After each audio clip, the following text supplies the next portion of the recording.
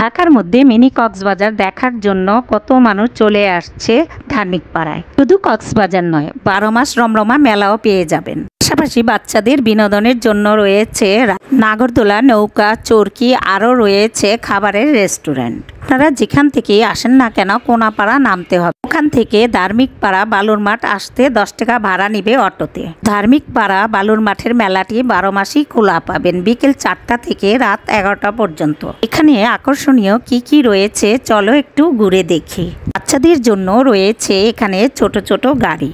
Green place রেস্তোরাঁর আশেপাশে বাচ্চাদের অনেক ধরনের রাইড রয়েছে। এই সুন্দরতম জায়গাটিতে পরিবার পরিজন নিয়ে এসে আপনারাও ঘুরে যেতে পারেন খুব কম খরচে।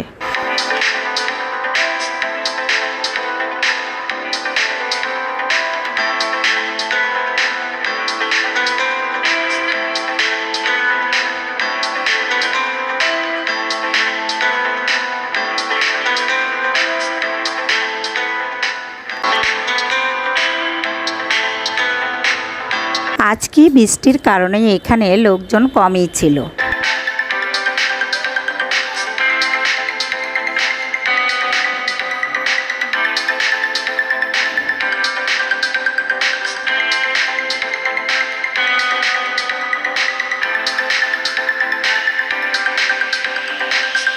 মিনি কক্সবাজারের মূল আকর্ষণ হচ্ছে এই রেস্তোরাঁটি।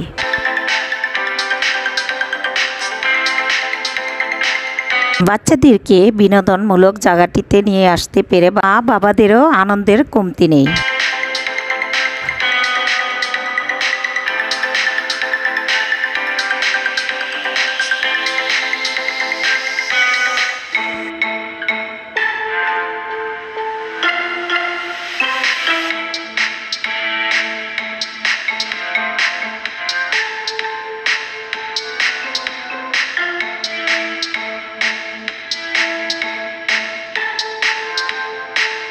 এখন সরাসরি প্রবেশ করছি গ্রিন প্লেস রেস্তোরাঁতে।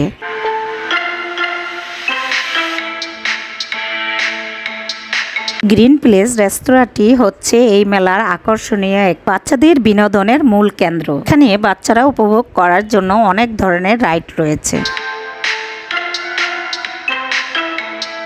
এখান থেকে টিকিট নিয়ে নিলাম বাচ্চাদের খেলার জন্য। পাশাপাশি কিন্তু বড়রাও খেলা নিয়ে মেতে উঠেছে। ডল ক্লাম খেলে জিতে নিলাম ছোট্ট একটি চাবির রিং। এখানকার টিকিটগুলিও খুব সস্তায় পেয়ে যাবেন।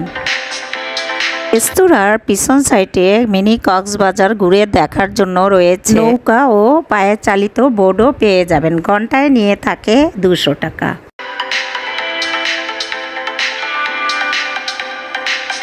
এখন আমি চলে যাব দ্বিতীয় তলায়। এই দ্বিতীয় তলা হচ্ছে খাওয়া দাওয়া করার প্লেস। এখানে বসে খাওয়া দাওয়ার পাশাপাশি সুন্দরতম ভিউগুলি উপভোগ করতে পারবেন। এখানে প্রচুর বৃষ্টি হচ্ছে, বৃষ্টির কারণে রাইডগুলিও বন্ধ করে দিয়েছে।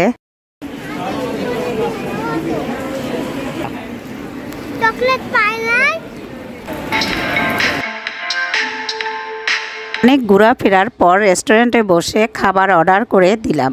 অলরেডি আমাদের খাবার চলে এসেছে। আর এই রেস্তোরাঁর খাবারগুলি অনেক সুস্বাদু হয়, এর আগেও আমি খেয়েছিলাম।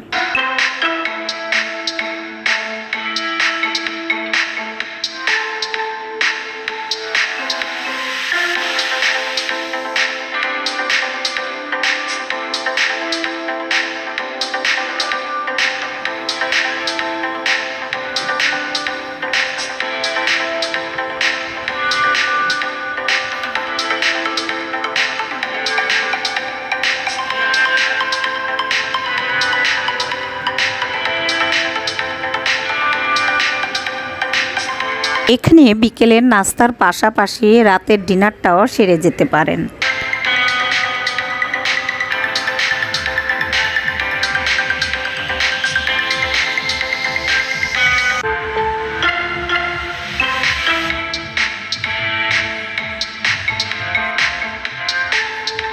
এখানে খাবার শেষ, এখন চলে যাব নিচতলায় নাগরদোলায় চড়ার জন্য।